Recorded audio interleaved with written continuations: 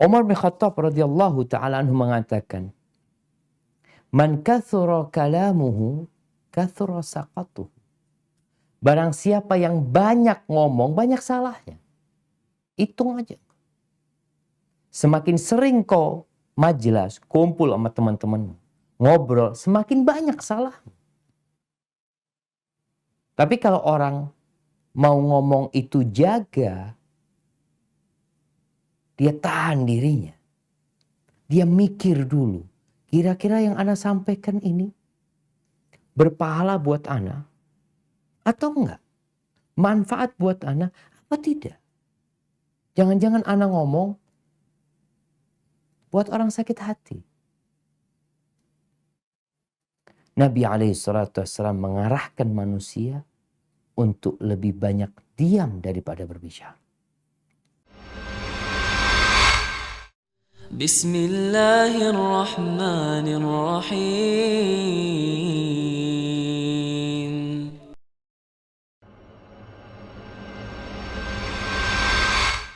Ahibati fillah, kita berada di zaman di mana semua orang tanpa terkecuali mereka dapat mengungkapkan isi hati mereka. Baik itu lewat lisan atau tulisan. Di mana seakan semua orang memiliki mimbar. Memiliki mikrofon yang dengannya dia dapat berbicara semau dia.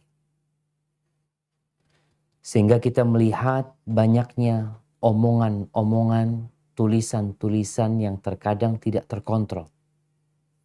Sehingga pemerintah sendiri kelabakan. Akhirnya muncullah undang-undang ITE. Untuk apa?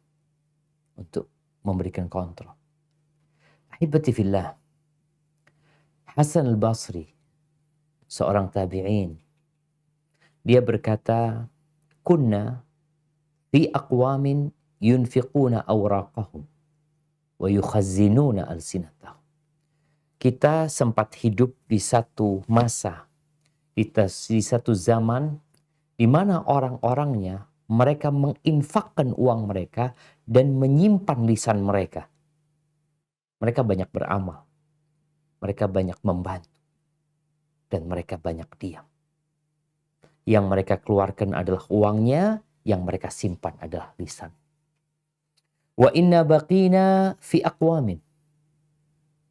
Kita sekarang hidup di masa di mana generasinya yursiluna alsinatun. Kerjaannya ngomong doang.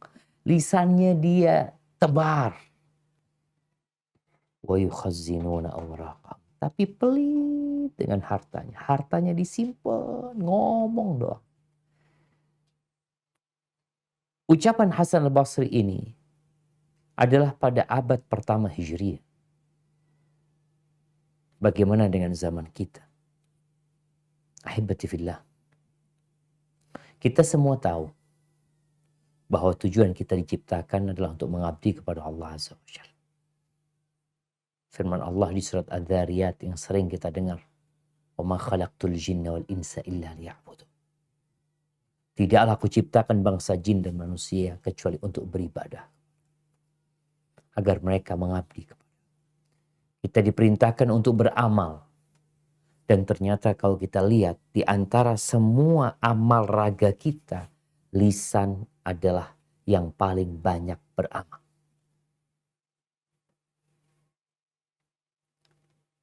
Dalam sholat, engkau bisa bedakan atau engkau bisa bandingkan berapa gerakan lisan dan berapa gerakan tangan. Berapa perbandingan antara gerakan lisan dengan gerakan kaki. Di setiap gerakan itu, lisan kita ikut bergerak. Allahu Akbar. Allahu Akbar. Belum yang kita baca dalam posisi kita ruku. Yang kita baca dalam posisi i'tidal. Yang kita baca lagi tatkala kita hendak sujud. Yang kita baca dengan lisan kita tatkala kita sujud. Tatkala kita duduk. Bahkan kalau kita lihat, sholat itu dimulai dengan ucapan, diakhiri dengan ucapan. Bisa. Dimulai dengan Allahu Akbar, diakhiri dengan Assalamualaikum warahmatullahi wabarakatuh. Oleh karena itu, Rasulullah Sallallahu Alaihi Wasallam bersabda tentang peran lisan ini. Idza asbaha ibnu Adam, fa innal a'dha'a kullaha tukaffirul lisan. Apabila datang waktu pagi, maka seluruh raga manusia ini dia mewanti-wanti lisannya. Jadi tangan, kulit pun, kepala pun, mata pun seakan berkata kepada lisan ini, ittaqillah fina. Bertakwalah engkau kepada Allah dalam urusan kita nih. Fa innama nahnu bika. Semua raga ini ikut engkau. Ikut engkau lisan. Fa in istaqamta istaqamna. Kalau engkau istiqamah, kami ikut istiqamah. Tapi kalau engkau menyimpang, ya wajazina, kita pun akan turut menyimpang. Hadis rawahu Tirmidzi. Dan Imam Tirmidzi juga meriwayatkan hadis bahwa Nabi SAW pernah berkata kepada Mu'adz bin Jabal. Setelah Mu'adz bertanya tentang amalan yang memasukkan ke surga dan menjauhkan dari api neraka, Nabi menjelaskan tentang rukun Islam, ya. Kemudian beliau menjelaskan tentang amalan-amalan sunnah. Lalu di akhir beliau mengatakan, afala adulluka ala milaki dzalika kullihi. Kau mau nggak aku kasih tahu semua urusan yang intinya ada dalam satu perkara? Kata nah. Lalu Nabi SAW mengeluarkan lisannya. Beliau memegang lidahnya sambil mengatakan, kuffa alaika hadza. Tahan lisan.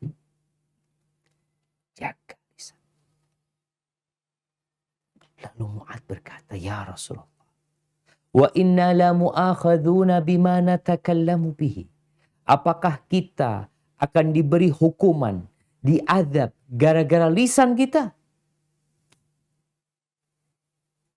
Nabi mengatakan kepada Mu'adz, takilatka ummuka ya Mu'adz. Suatu ucapan yang mengandung teguran keras kepada Mu'adz. Wa hal yakubun nas finnari ala wujuhihim au ala manakhirihim illa hasaidu alsinatim. Wah, itu orang-orang yang tersungkur di dalam neraka, di wajah mereka, di hidung mereka. Karena apa? Karena lisan mereka. Maka kalau kita bicara, kita harus belajar diam sebagaimana kita belajar berbicara. Jadi sebenarnya diam itu kita nggak belajar. Tapi bawaan kita. Bukankah kita keluar dari perut ibunda kita nggak bisa berbicara, lalu kita diajarin berbicara.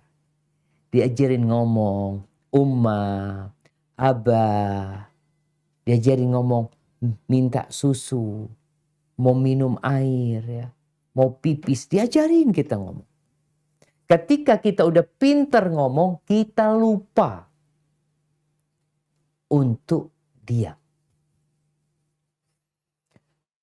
Abu Zayyal rahimahullah ta'ala beliau mengatakan ta'allam samt kama tata'allamul kalam. Belajarlah engkau diam sebagaimana engkau belajar berbicara. Fa in yakunil kalam yahdik fa inna samta yaqiq. Kalau ucapan itu membimbingmu, memberikan petunjuk kepadamu, sesungguhnya diam itu menjagamu. Walaka fis samti khoslata. Ada dua keistimewaan dalam berdiam. Ta'khud bihi ilma man huwa a'lam minka. Dengan engkau diam, engkau dapat ilmu dari orang yang lebih alim dari dirimu. Jadi kita dengan dia mendengarkan orang berbicara, mendengarkan orang menjelaskan. Kayak sekarang nih jamaah pada diam, pada nggak boleh ngobrol sendiri, dengerin ustadz ceramah. Selesai itu dapat apa? Dapat ilmu. Wa tadfa' bi anka man huwa ajdal minka. Dengan engkau diam, engkau dapat menolak keburukan orang yang pintar ngomong, yang hendak mendebat dirimu. Karena engkau diam, ya dia nggak bisa berdebat. Karena engkau diam. Maka kita perlu kembali mengulangi masa lalu kita tatkala kita nggak bisa berbicara. Tapi dulu kita nggak berbicara karena memang karena nggak bisa bicara. Belum bisa berbicara. Sekarang kita udah pinter ngomong. Maka kita perlu belajar menahan diri yang ingin ngomong. Karena manusia itu memang suka bicara. Tapi dia lupa bahwa semua yang keluar dari lisannya itu dicatat.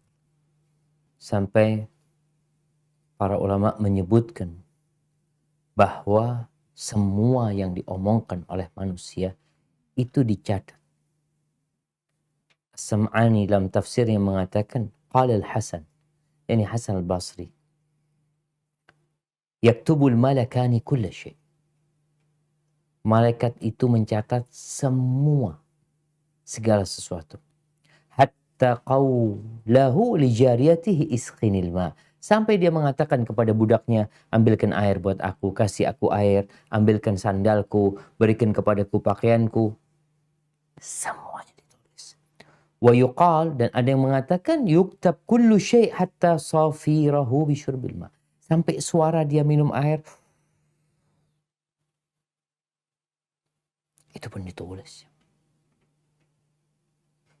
Allah Azza wa Jal mengatakan wa inna alaikum lahafiz. Ada bersama kalian malaikat-malaikat yang selalu mengawasin kalian. Jagain kalian. Kiraman katibin. Mereka malaikat-malaikat yang mulia dan mencatat. Kalau sekarang banyak orang tidak lagi berucap dengan lisannya, tapi dengan tulisannya, maka dia lebih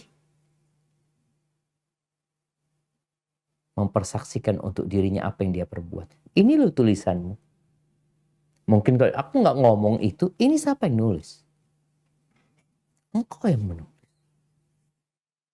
Jadi sejatinya manusia tatkala berkomentar, tatkala menulis sesuatu yang terkadang membuat keributan tulisan dia itu, sejatinya dia sedang menulis di rapot dia sendiri. Yang kelak pada hari kiamat akan dikatakan kepada kita, Iqra kitabak, baca kitabmu. Ini loh tulisanmu. Kafa binafsikal yawma 'alaika hasiba. Cukup engkau yang mengaudit dirimu sendiri. Engkau yang menghisap dirimu sendiri. Hibati fillah. Sebuah studi yang dilakukan di Amerika. Ya nggak tahu benar apa salah. Ana hanya menukil. Disebutkan bahwasanya seorang perempuan itu bisa mengucapkan dalam sehari 20.000 kata. 20.000 kata. Sementara laki-laki hanya 7.000 kata per hari. Subhanallah. Manusia suka ngomong. Tapi ternyata perempuan itu lebih banyak ngomong.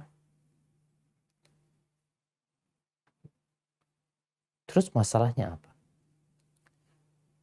Allah menciptakan wanita berbeda dengan laki-laki. Wanita tuh dengan banyak ngomong, sejatinya itu bahan untuk mendidik anak-anak. Kalau seorang ibu yang diem aja, anaknya nggak bisa ngomong akhirnya. Tapi karena ibunya kalau gendong anaknya sambil dia ngomong, ini anaknya siapa ini? Aduh kok Ayu ini? Padahal anaknya sendiri. Siapa namanya? Ngomong dia, itu perempuan. Tapi kalau bapak-bapak kan memang jarang ngomong. Hibatifillah. Bayangin ya, kalau 20.000 kata, 10%-nya itu zikir.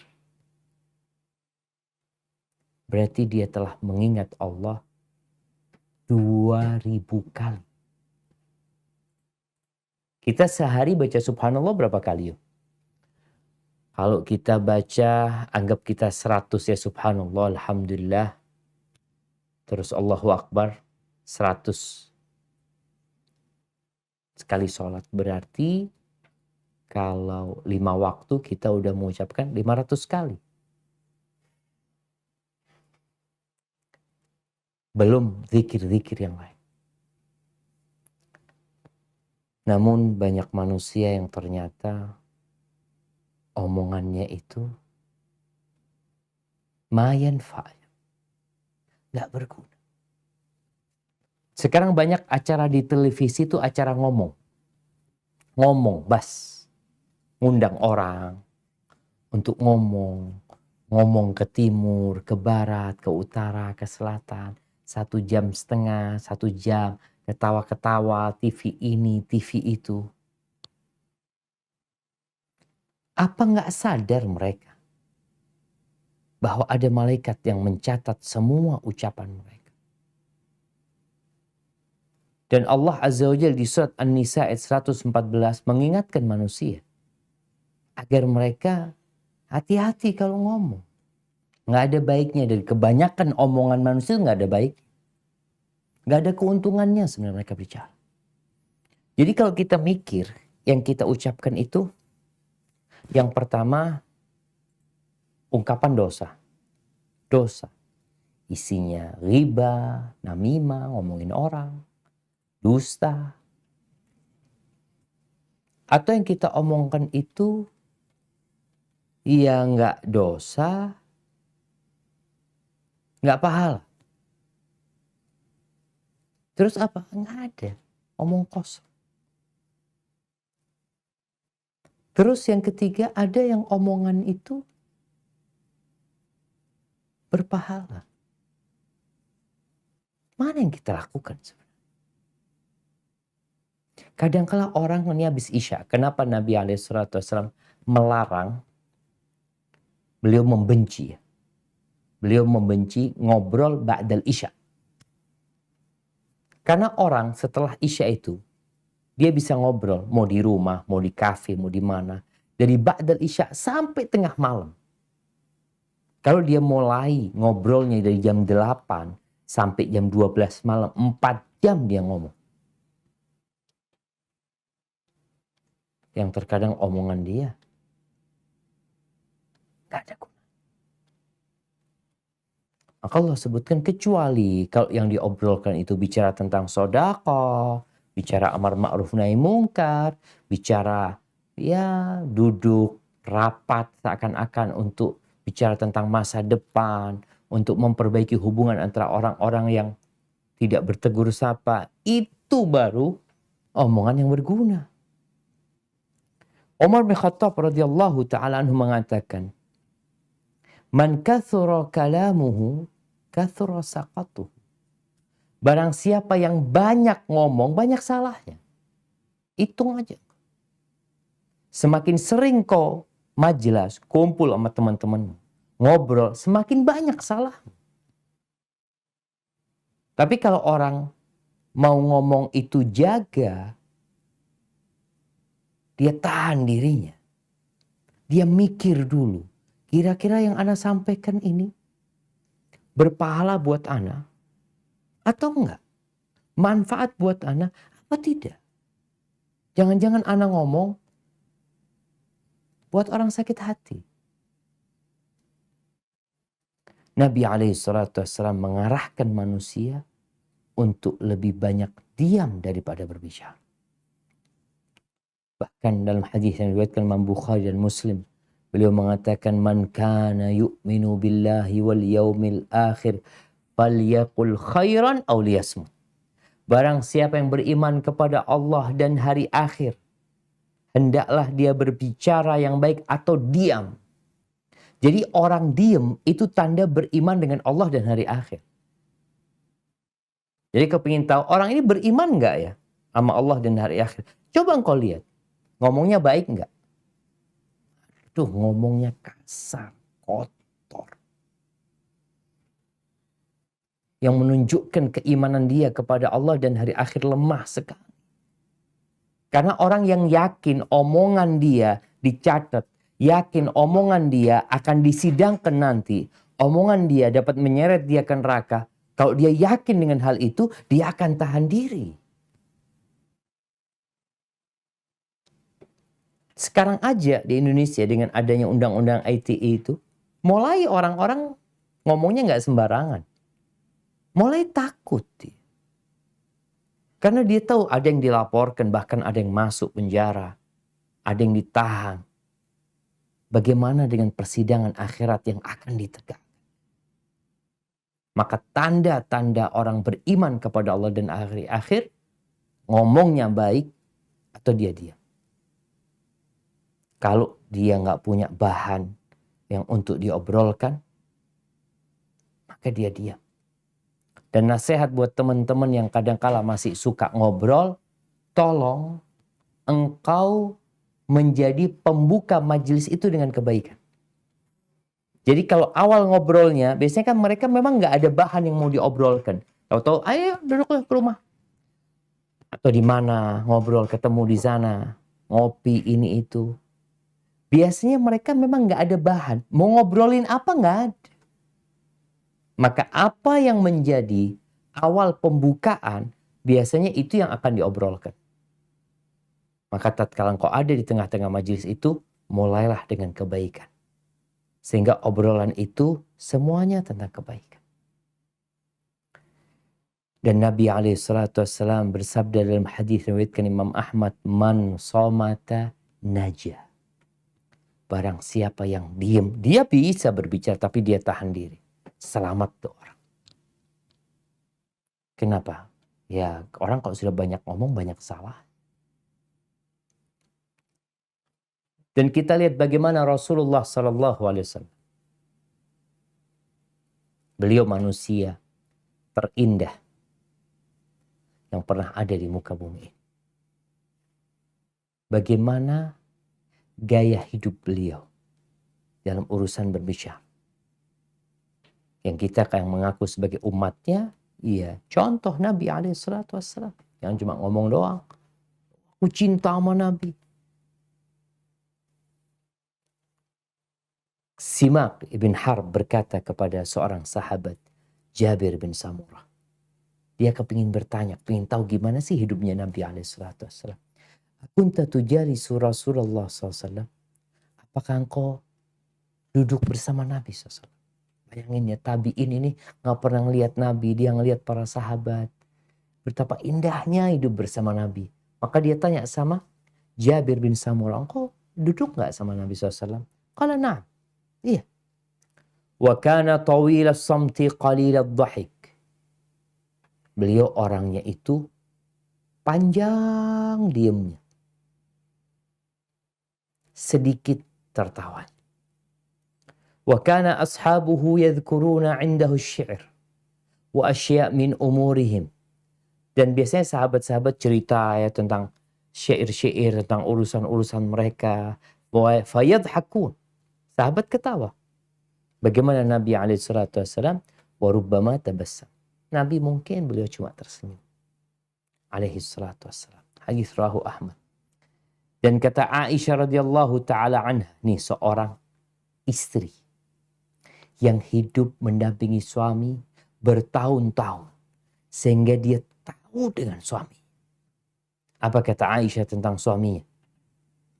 Radhiyallahu taala anha, anna an-nabiy sallallahu alaihi wasallam kana yuhadditsu haditsan law addahu al-'ad la ahsa. Nabi SAW tuh kalau lagi ngobrol sama para sahabatnya, cerita sama para sahabatnya, beliau tuh omongannya bisa dihitung loh. Jadi kalau ada orang yang mau ngitung berapa kalimat yang Nabi ucapkan, bisa dia menghitung. Ini menunjukkan sedikitnya omongan Nabi SAW dan semua omongannya bermanfaat.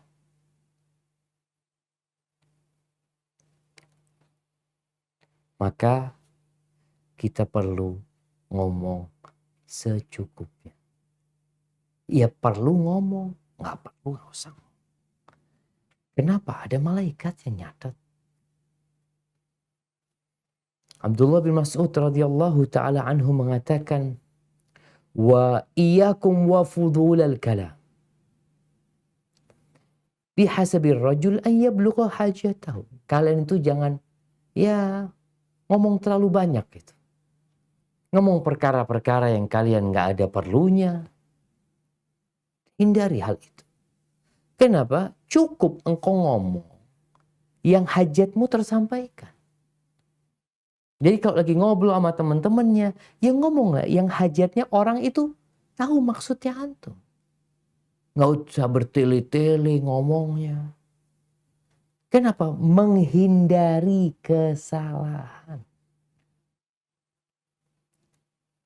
Apa kata Anas bin Malik radhiyallahu ta'ala? Kalau kita melihat nih, para sahabat itu mengajarkan kepada para tabi'in, kepada generasi yang selanjutnya, agar mereka menjaga lisan mereka, agar mereka belajar diam sebagaimana mereka belajar berbicara. Anas bin Malik mengatakan, la yattaqillaha abdun haqqa tuqatihi hatta yakhzina min lisani. Orang itu tidak akan sampai ketakwaan yang maksimal, ketakwaan yang sebenarnya, sampai dia menjaga lisannya. Di surat Ali Imran ayat 102 yang sering kita dengar khatib Jumat membacakan ayat ini. Dan Nabi SAW biasa membacakannya dalam khutbatul hajah. Ya ayyuhalladzina amanu ittaqullaha haqqa tuqatihi wa la tamutunna illa wa antum muslimun. Wahai orang-orang yang beriman, bertakwalah kepada Allah dengan sebenar-benarnya takwa dan jangan mati kecuali dalam kondisi Islam. Orang gak akan sampai kepada puncak ketakwaan sampai dia menjaga lisan. Dia tahan, dia diam. Gak ngomong terus ya. Kadang-kadang kita lihat di grup itu ada yang rame terus. Nulis ini, ngomong ini. Yang kalau kita lihat ke atas, fulan ini ngomongnya semuanya gak ada manfaatnya. Mayanfa. Omong kosong yang boleh jadi mengandung unsur dosa. Humaid ibn Hilal, seorang tabi'in, mendapatkan nasihat dari Abdullah bin Amr bin As. Sahabat nih kasih nasihat kepada generasi selanjutnya. Dzar ma lasta minhu fi syai'. Tinggalkan kau yang gak ada perlunya. Tinggalkan. Yang kau gak ada butuhnya sama urusan itu. Wala tantik fima la ya'ni. Jangan ngomong yang tidak ada gunanya buat engkau. Wakhzin lisanaka kama takhzin darahimak. Simpan lisanmu sebagaimana engkau menyimpan uang. Di mana kita simpan uang? Di berangkas besi. Di dompet. Kita taruh di tempat yang tersembunyi. Jaga lisanmu seperti kau menjaga. Kenapa? Karena kita akan dihisap dengan apa yang kita ucap. Hudzaifah ibnul Yaman, seorang sahabat Nabi, dia mengatakan, innal kalama bisab'ati aghlab. Omongan itu melalui proses 7 kunci. Ada 7 kunci sampai jadi omongan. Yang pertama apa? Idza kharaja minhu kutib. Kalau sudah keluar, ditulis. Idza lam yakhruj, lam yuktab. Kalau belum keluar nggak ditulis. Jadi ada 7 kunci nih. Kalau sudah keluar, ya udah ditulis. Tapi kalau belum, masih di tengah, nggak jadi, maka nggak ditulis. Yang pertama al-qalb. Hati. Orang tuh kalau ngomong, dari hatinya dia ngomong. Karena lisan ini gayungnya hati. Dari hati akan keluar ke tenggorokan. Lewat amandel nih. Lewat sana. Itu yang kedua. Yang ketiga, al-lisan. Lisan itu sendiri. Kemudian yang keempat dan kelima adalah langit-langit. Mulutnya. Makanya orang kalau sumbing itu sulit dia berbicara. Kemudian kedua bibir. Kalau sudah keluar, tapi masih, orang kan ngomong kan mesti buka mulut dia. Buka kedua bibir. Tapi kalau masih belum keluar, belum bicara. Artinya prosesnya panjang sebenarnya. Maka orang yang berakal, sebelum dia mengucapkan, maka dia akan berpikir dengan hatinya. Allahu Akbar jamaah. Kita perlu menjadi muslim yang bersahaja. Kita perlu muslim yang sebenarnya.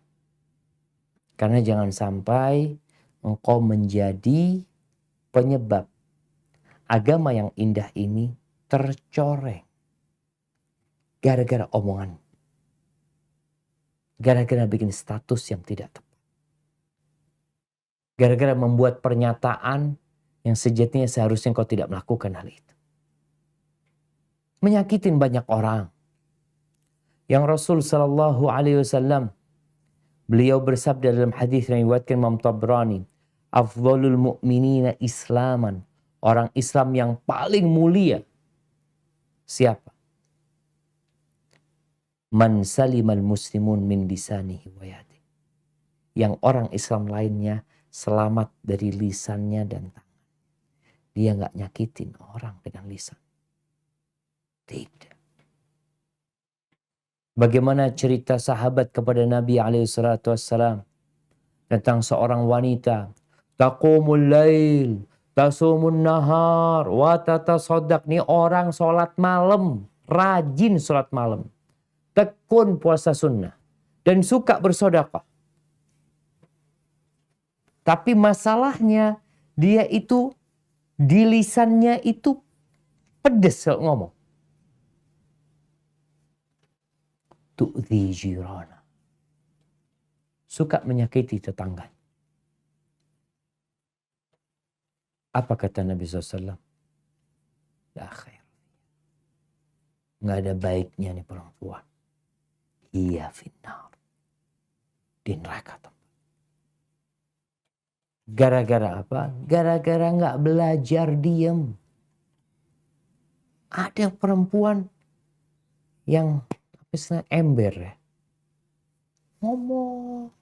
Yang kadang-kadang membuat tetangganya sakit hati. Dan dia nggak peduli dengan itu. Malaikat peduli. Malaikat mencatat. Mungkin kau tidak peduli. Mungkin kau menganggap biasa. Tapi malaikat akan mencatat. Bahwasanya omonganmu telah membuat tetangga-tetanggamu tersakiti hati. Terus gimana cara kita belajar diem? Ini poinnya. Terus gimana saat supaya kita ini, ya tadi, kita belajar diam sebagaimana belajar berbicara. Yang pertama adalah mengetahui keutamaan diam dan bahaya berbicara. Udah kita bahas tuh. Kau dengar sudah ayat-ayatnya. Sabda Nabi SAW, ucapan para sahabat yang mereka menegaskan bahwasanya pentingnya diam. Terus yang kedua, kuatkan imanmu. Bahwasanya akan ada hari kau dihisab dengan semua yang kau ucapkan. Sehingga keimanan ini menjadi motor penggerak engkau untuk diam. Mau ngomong,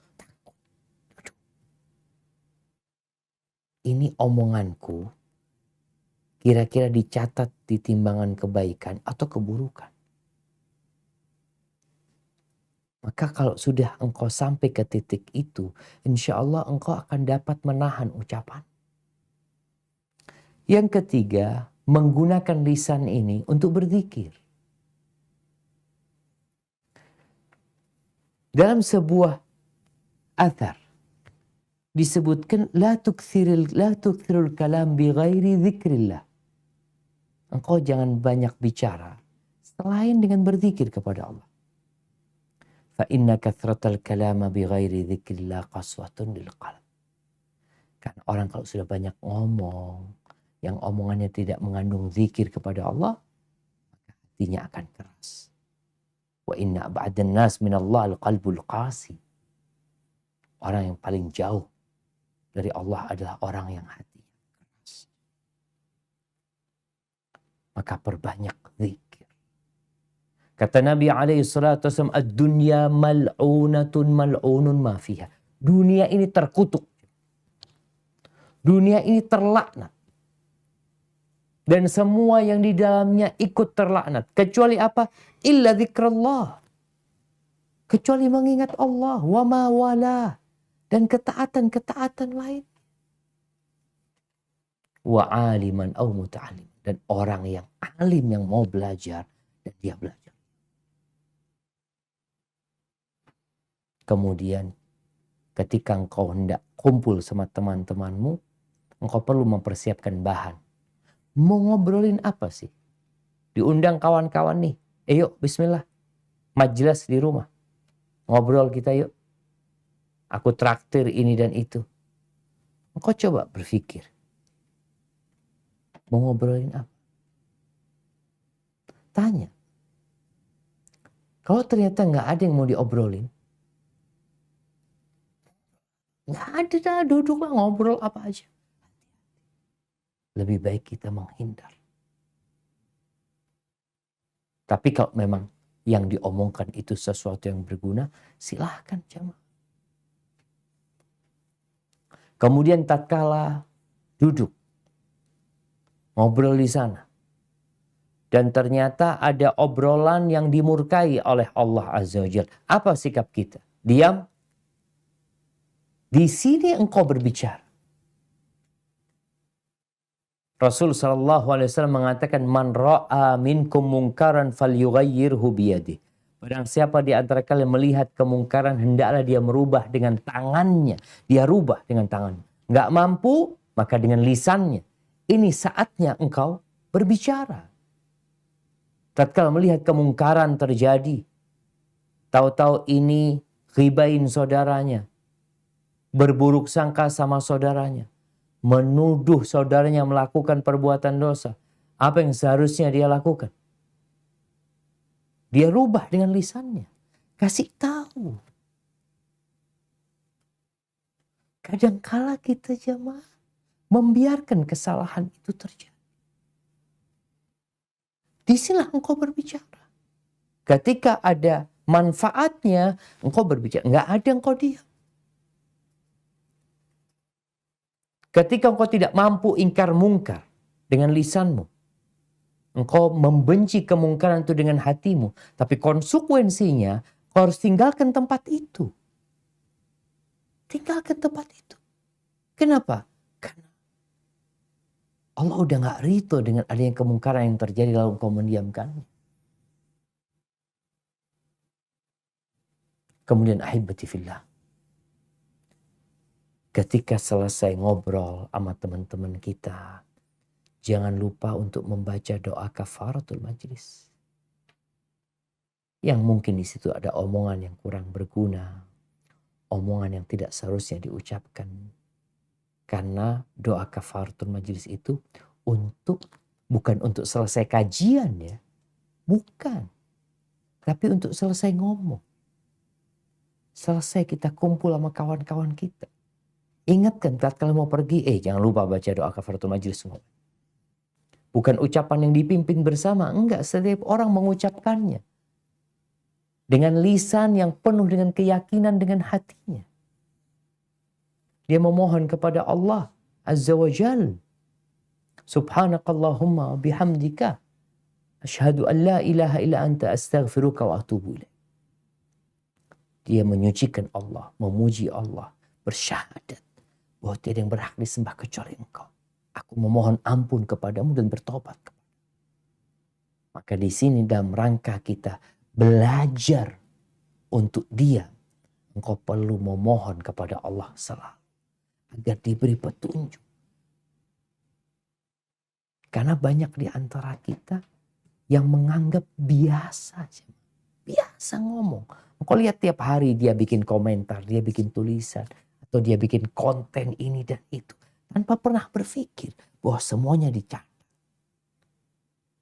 Semuanya akan dimintain pertanggungjawaban. Apakah kita sudah siap mempertanggungjawabkan sekarang?